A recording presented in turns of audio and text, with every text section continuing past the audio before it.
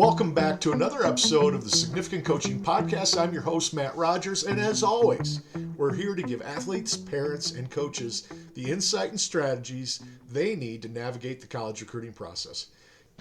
Today, I have the great honor of introducing Ron Zetcher, or Zetch as he's known. He is a Hall of Fame athlete, teacher, coach, and one of the most respected officials in all of basketball, football, and baseball. His career spans decades from high school to college and even the professional levels, earning him multiple Hall of Fame inductions and awards for his contribution to sports. Zetch was inducted into the Greater St. Louis Amateur Baseball Hall of Fame and the St. Louis Jewish Sports Hall of Fame in 1997, the Missouri Sports Hall of Fame in 2007, and the Missouri State Show Me Games Hall of Honor in 2008. He was also inducted in the MIAA Hall of Fame in 2011 and has received the Ellis Veach Award for Excellence in Officiating and the Terry Franke Award for contributions to basketball in Missouri. His impact is so great that Ladue High School established the Ron Zetcher Freshman Football Award, and a locker room in the Maher Velton Fieldhouse now bears his name. His kindness, wisdom, and generosity help shape the way I approach coaching and leadership. I am truly grateful for his influence, and I can't wait for you to hear his story. Now, let's get to it. Here's my conversation with the great Ron Zetcher. Coach Zetch, it's been such a long time since I've gotten to see you in person. It's so great to see your face, and I'm so thankful that you said yes to come talk to me today. We had a lot of fun years ago in the SLIAC. Yes, we did. Yes, we did. And it's a great transition because I want you to know how much I appreciate you. Forget coaches, forget administrators, forget what your title was. You were one of those guys that if I'm any good as a coach, you played a major role in it because you taught me how I was perceived and how I wanted to be perceived. I can't remember how many times I've called you and said, Zetch, I don't understand this rule. Explain this rule. You've helped me become a better basketball coach, a better teacher. So I wanted to have you on because I'm just so darn thankful that I've had you in my life these last 25 years. I appreciate the kind words. Coaches and officials have to begin with, it's generally considered an adversary relationship, right? And what I always try to tell every one of the officials that worked underneath me or with me, don't ever become bigger than the game because you're not. You have to be there. They need you. But when you start thinking that you're bigger than the game and you think that you're more important than the coach on the sideline, then you're going in a bad direction. Yeah. And be able to communicate with coaches and look them in the eye. I had a boss in the Big 12 after Johnny Overby left named John Erickson.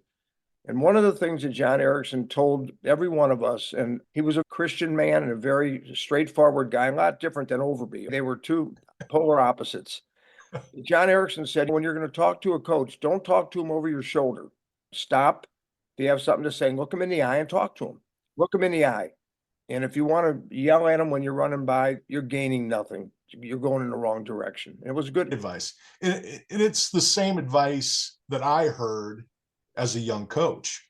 I heard don't be bigger than the game because it's real easy. You see it on TV every night.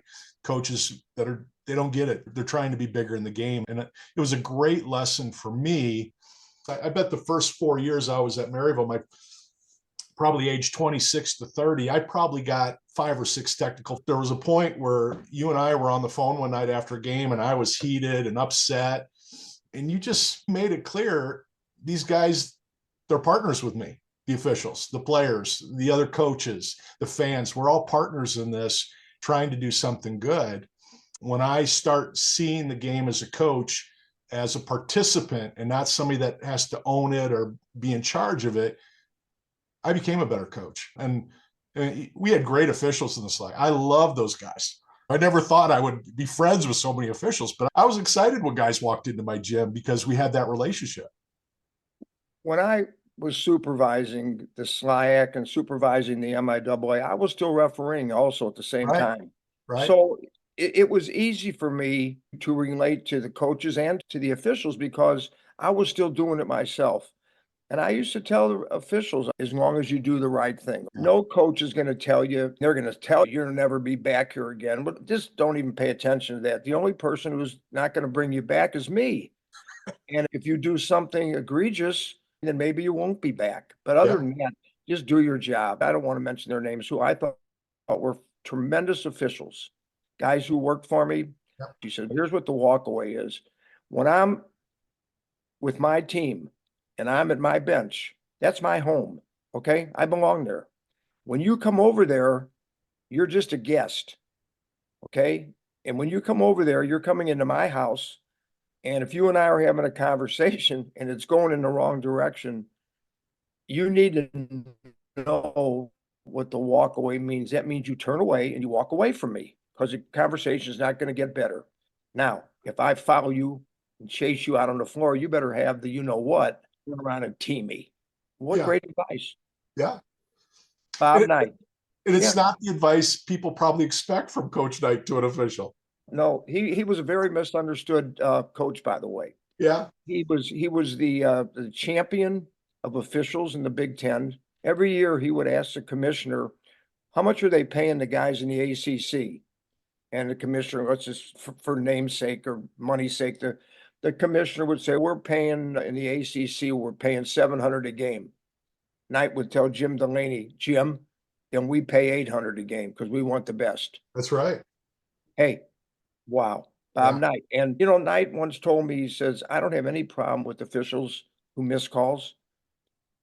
The problem I have is when they really miss them and they turn around and tell me, Coach, you don't know what you're talking about. He says, Right. because I think I know a little bit about basketball. Right. And I think Bob Knight did know a little bit about basketball. Just A little bit, huh? It's so amazing. I was blessed before he passed away playing in golf tournaments with college coaches and things like that. I think what the audience, when they're watching TV, what they see in the heat of battle, and then who the coaches are off the floor and how kind they are. We all got into this business for one reason. We wanted to teach. We wanted to be around kids. And he was definitely that guy in a lot of ways. Very, very misunderstood guy, Coach Knight. When he passed away, one of the writers for the Post called me and asked me basically what I thought of him. And the guy wrote a pretty long column. And I'll tell you what I liked about Coach Knight, or I should say what I respected, is that he let you referee. If you went back and looked at every game that he coached, you would not see him up and down, running, ranting, and raving up and down the sideline. He coached. He was good. And if he said something to you, particularly about two things, you better listen. He knew traveling better than any official in the country, much better. And he taught his kids to play with their feet and keep your hands off the opponent. And he expected you to keep the other team's hands off. And I'll tell you a cute story. I don't know if I told you this, but years ago, I had the Indiana-Purdue game, and it was at Purdue. And Purdue has that raised floor, got the raised floor. So the game starts, we're going up and down and back and forth. And all of a sudden, Knight's sitting way down low. You can hardly see him. And he says, hey, Ron, get their hands off. And I just ignored him. I came back down the floor, and next time, and the same thing, Ron, because the two guys I was working with, see, I got in the Big Ten a lot later than most guys, because at the beginning, they only took guys from the states that had Big Ten teams. And the years went by, then they brought guys in. See, I'm with Hightower and Tom Rucker. They've been in the Big Ten a long time. That's three Hall of Famers on the floor. Yeah, those two guys were big time Big Ten Hall of Famers. Believe me, I was just a neophyte in that league. So, of course, Knight's, he's giving it to me. He's not saying a word to those two guys. So finally, about the third or fourth time down that I ignored him, I hear that voice, Ron, I'm telling you, if you don't get their effing hands off, I'm coming up on top. I thought to myself, I'm not the smartest guy in America, but I'm going to find a hand check real quick. I found one, Coach, and he stayed down low, and we had a great game. I didn't want that big man up there. So that's so great. Oh, he was awesome. That's fantastic. That's how he left us. Yeah. Think about Bob Knight. Yeah. Hard to picture, isn't it? I can't even imagine. No. Can't He imagine. just he always seemed to he had his faculties and everybody else's faculties going on in his head. He looked like Yeah, he bigger could than follow life. everything. Yeah. Bigger than life, coach. Yeah. How did you get into officiating, and what was your path to become a major Division One official? I'll try to start from the beginning. Baseball was the first thing that I started doing. I was umpiring baseball, and one night I went down to Johnny Mac's Sporting Goods. You remember Johnny I Mac's? do. And I went down there to buy some umpiring equipment. It was winter time, and I'm going to get a mask, and I'm going to get a chest protector. Boy, I'm going to get all the gear and all this stuff. And while I'm down there, Johnny Mac says, "Have you ever refereed basketball?" I said, "No." He says, "You played. You're a pretty good high school player. You want to go referee a game tonight?" I said, being young and stupid, I said, "Sure, I'm good." So he gave me a shirt, and I think I had on a pair of khaki pants. He said, "They don't care what kind of pants you wear." He sent me down to this Baptist church league right down by Jewish and Barnes Hospital. I go in there, and I'm a young guy, and there's an older man there. I don't even remember who he was. And this Baptist church league are adults, and you know what those adult leagues are like. So I do. before the game, I'm just standing there. I think I got it. I get it. That guy will throw the ball up, and I know what a foul is and what's out of bounds. So there's having a prayer. The game starts, and they call me everything under the sun, man. That prayer was over. So that's how I got started, and I liked it. And then Yeah. I got lucky. I started doing a lot of high school basketball. I started off, and I tell all the young guys this: you got to crawl before you walk and walk before you run. And I work games, freshman games, sophomore games, double headers, forever and ever. And I got a call one day from Ned Crane, he was a teacher at Parkway Central, but he was in charge of the Suburban League football and basketball fields. He assigned them all. Okay. And I got a call from this Ned Crane. I'll never forget it. And he said, "We'd like you to work varsity basketball in the Suburban League." I thought that I was working the NCAA finals. I was so excited. That's awesome. Gave me 8 games, and that's how it started. A lot of the veteran guys who were pretty damn good helped me. Guys like Harold Booth. And then I became pretty close to Rich Hantek and Gene Barth, all the veteran officials, Dave Phillips, they all helped me. My big high school break was when I got hired to officiate in the Normandy Christmas tournament. That was like gold. 32 teams, Yeah.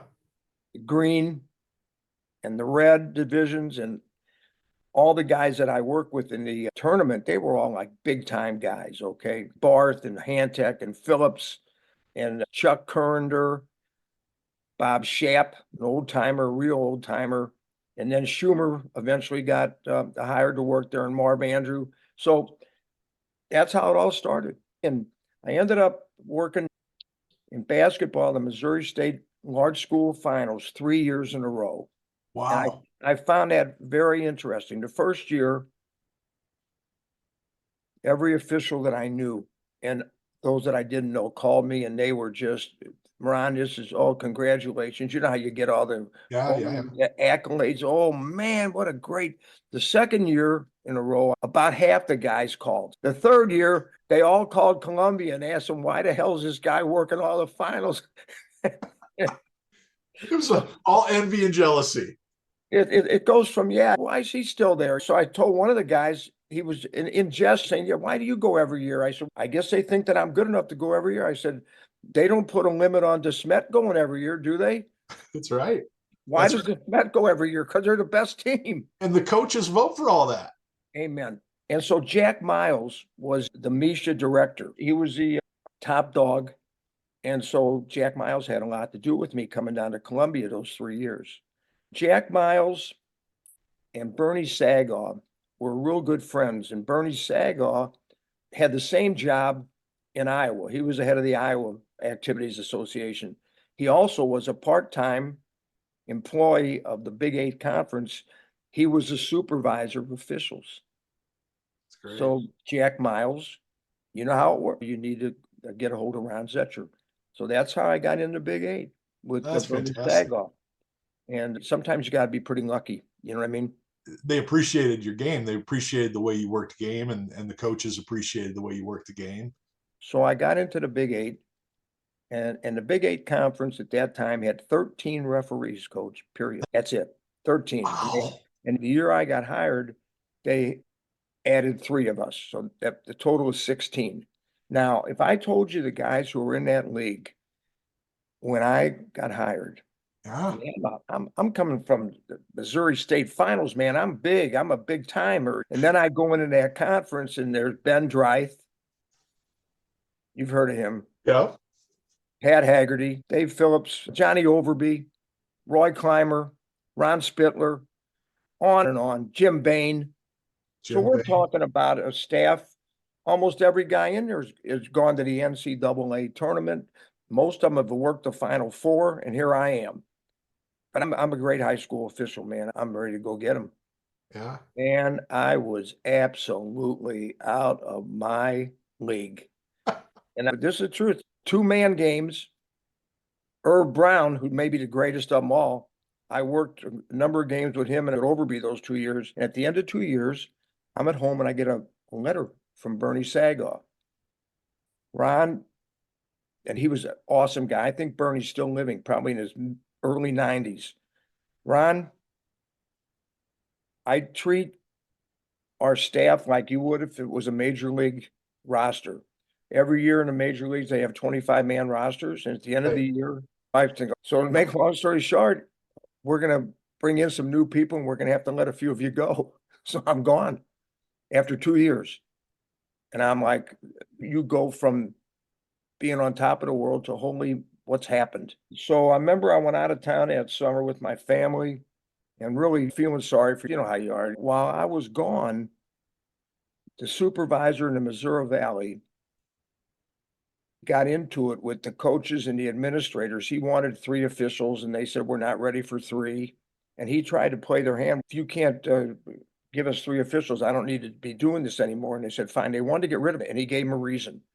So who do they hire? John Overby. He loved me for whatever reason. So I That's get back great. from my vacation and Overby hires me. That's So right. here's what he told me, Matt. He said, I'm going to tell you why you didn't succeed in the Big 8. And he said, I refereed with you and I thought you could referee. But he said, you had 2 really glaring weaknesses. You didn't take care of coaches the way you should. You let them take advantage of you. And he said, you let veteran officials sometimes take calls away from you that were good, solid calls, and you should never have let them do that. He said, you correct those 2 things and you can work for me as long as you want to referee. Boy, that's all I had to hear. And it just turned my whole officiating career around. And What did that look like for you? What did those changes look like? my philosophy after that was, if I run by you and I've just made a call and you tell me that was a blankety blank call, I have no problem with it. You know what I mean? Because that's not a personal thing. But if I come by you and you tell me, hey, you know what, you're one of the worst, no good blankety blank officials, you better address that. And that's something that I learned. And I also learned, and I try to teach young officials, if you see a call that you know your partner really blew, okay, and out of bounds, you go down to them and you don't tell them they missed it. You say, do you think you need some help on that call? If they say no, then let them live with it. Turn Right. around, go back to your business. Don't debate it with them. Most of the time, a good official, if somebody comes running to me and it's a bang bang and they say, Ron, you need some help, I'm going to tell them, yeah, because then if they're going to change that call, they should be 100% that I was wrong and they got it. Okay. Right. Is anybody Well, teaching it that way anymore? I don't think so. I don't know what they're doing on the college level. These guys who are supervisors of these big conferences, they're running camps in the summer. They're bringing in 50 guys one week and next week another 50. It's a great moneymaker, great moneymaker. But just how much teaching are they really doing? I don't know. I know on the high school level, I had some grandsons who played, and I went to more games than my daughters probably wanted me to go to. And I saw stuff there that this coach, it just would turn your stomach. See, I don't know how they look at it in high school officiating, but it's hard for these young guys to get a break because a lot of the old timers, there's guys still refereeing high school basketball that they're in their 60s and early 70s. And you got these young guys, they're giving now but these young guys, they're working girls, freshmen, boys freshmen, and they can never get a varsity game. So what happens after a couple, 2, 3 years, they become discouraged and they leave. And you've got to give these young kids more opportunities. That's the biggest thing. And then teach them, look, if they don't know the rules and they don't know the mechanics of the game, they should never be hired to begin with. So assume they know the rules and assume they know the mechanics, and you can help them on mechanics. There's certain things you can teach them that'll make it easier for them. But if they don't know how to deal with players and coaches, if they don't know how to communicate with players and coaches, they're never going to be successful. They're going to be that guy that you don't want to see walking out that door. If I'm a supervisor of officials at any level, I am calling you and saying, can I just get you for an hour? Can I just get you to talk to all these young guys and gals and give them enough advice from a coaching perspective to give them some confidence that goes beyond the hand signals and understanding the rules and just the decorum that you had with coaches and what you went through to get to that point is so valuable. And Matt, it's a learning process. It's something guys, they all want to. I have guys in the MIAA and the SLIAC. You were involved with the SLIAC, and I had guys in the SLIAC. They would come up to me and they'd go, Mr. Zetcher, I can go to the so-and-so's Division I camp. I said, those camps are very expensive. And they go, yeah, they sent me a thing in the mail. I said, they sent a lot of those things in the mail to a lot of people. Right. And I said, truthfully, you're not ready to go to a Division I camp. You're not even working a big schedule in the SLIAC. Oh, Mr. Zetcher, thank you so much. And then they go 500 next summer, 500. Who you are, know your ability, and don't rush it. Don't rush it. Because I got lucky. Okay. I don't think nowadays, if you're in a conference for 2 or 3 years and they let you go. Yeah. I don't know if there's any coming back again. You follow me? I do. Yeah. I got lucky. Johnny Overby happened to show up and I was a lucky one. Yeah. You were a good official. You just needed the right direction and you need the right people around and you got it. It's like anything else. It's like coaching. I was lucky. I was head college coach at 26 and I had Gene Myers on the bench next to me, a guy with 35 years experience as a head high school coach. Absolutely. I don't know if I would have lasted 3 years without Gene. And he never told me what to do. He never got in my face, but he was my partner. And we all need that. You got to be a good listener. Remember Jeff Burke? I want to tell you a great story about Burke. So Burke's got a game with Billy Westbrooks and Todd Burchett. So the game's at Central Missouri, and it's one of the first games that Burke's had in the MIAA. I gave him 4 or 5 games there and see how it goes. So on the way down there, we're telling Burke, look, Kim Anderson, you're brand new. Kim's going to get on you. I'm going to tell you ahead of time. Don't take it personally. Kim's just going to test you. And Burke, you're not the greatest communicator. I told him in the car. When Kim starts wanting to get into a conversation with you, get away from him. Let Billy or Todd go over and talk to him. So sure enough, the game starts. And early in the game, there's Burke right over there trying to explain something to him. And it's like, somebody told me years ago when I got into a conversation with Norm Stewart in the first 2 years, you look like you're in quicksand. Afterwards, we get in the car on the way home, and Todd and Billy said, Burke, what did we tell you on the way down? Burke, he said, I know, I shouldn't have gone. But Burke, you did go over there. Anyway, you can lead the horse to water, right? Sometimes you got to learn it the hard way. Yep, he learned it the hard way that night. And Anderson was just messing with him. Yeah, I could tell from the beginning. Just trying to rattle it. Yeah. He had a little smile on his face. Yeah. Give me a story or two of, we talked about Coach Knight, but give me a story or two at the D1 level of games that are just cemented into your head where you had to deal with some big time coaches and how you dealt with that. One of the big mistakes I made with a coach that at the time had a lot of respect for me, and my arrogance this particular time really created a situation where we never had a good relationship again. It wasn't bad enough that I didn't referee for him, but Larry Brown And I had a pretty good relationship when he came to Kansas. As a matter of fact, my oldest daughter was a freshman at Kansas at that time and became very good friends with Larry Brown's daughter. And one time when we were talking, just like you and I, he told me, he says, the only thing that really pisses me off, he says, with officials, if they throw their hands at me, time goes by and there's a game, he's playing Iowa State over in Ames, and in 4 years, he never beat Johnny Orr at Iowa State. And I think I had every one of those games. So he's frustrated. He's getting beat again. I'm almost at half court, and there's a play underneath the basket that the official flat ass blew. Okay. Okay. The awful call. It had nothing to do with the game. You understand? But now that he's losing, he's looking for something. Right. So instead of taking his wrath out on his coach, he's yelling at me about the call. And he had a piercing voice, Brown, really screaming at me and yelling. And finally, I did what I just showed you and threw my, and he went off. And he called a timeout. And he sent his captain over.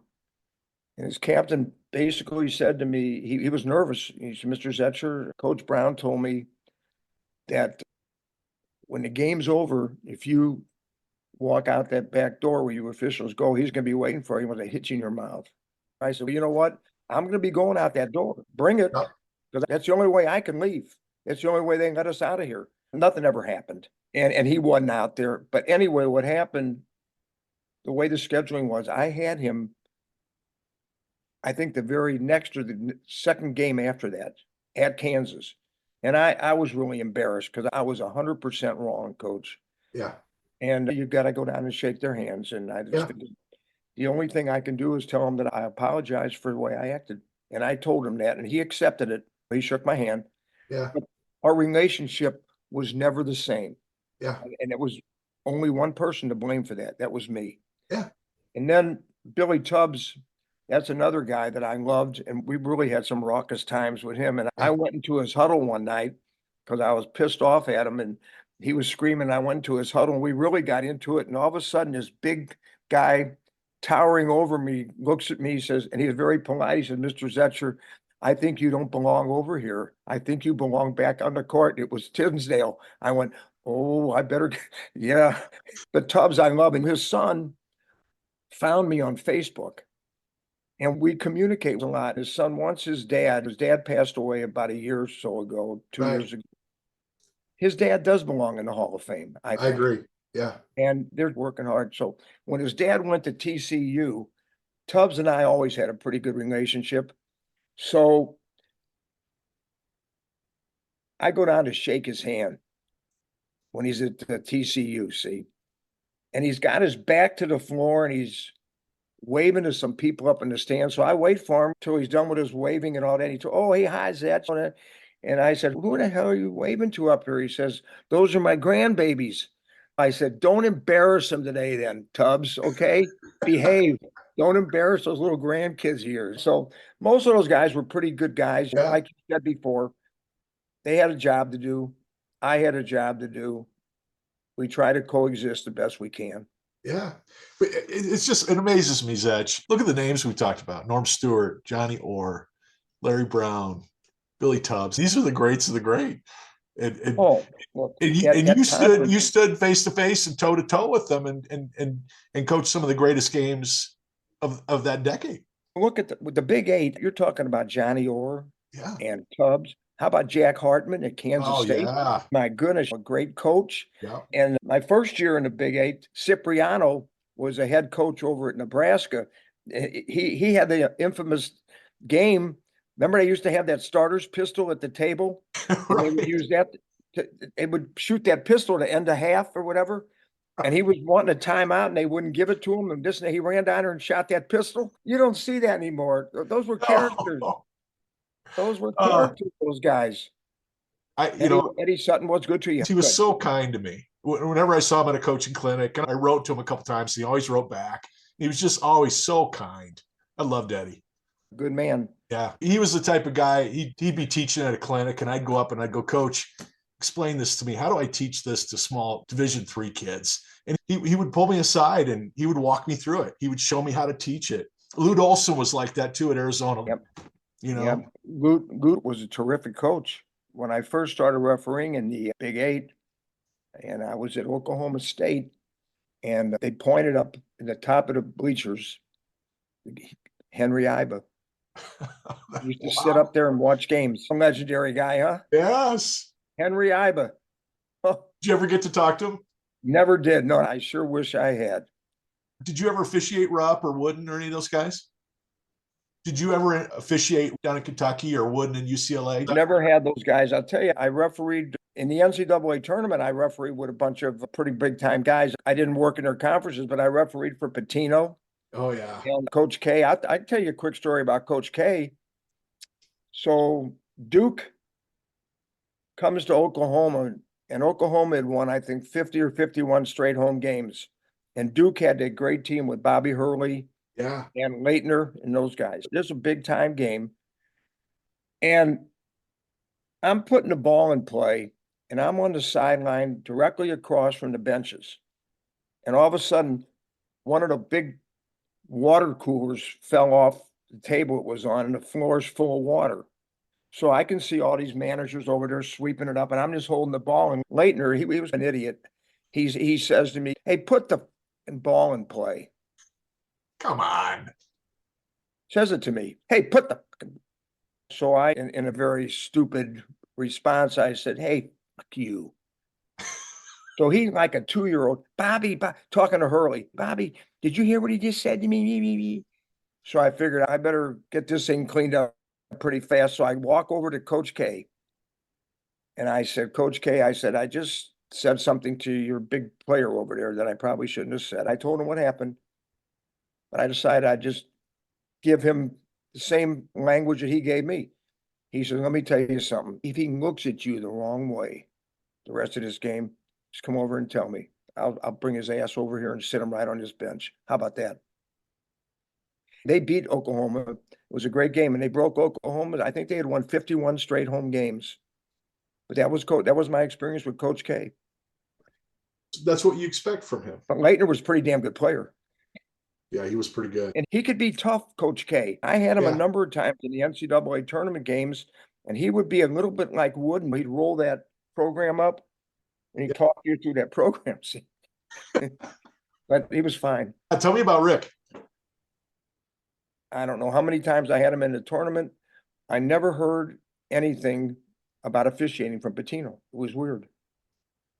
Majerus was about the same way. Majerus would only, when he was at Utah, I had a number of his games out there, and Majerus, the only thing he would ever get upset about is if he thought the post play on both ends was getting too rough. He Right. didn't want to see anybody get hurt.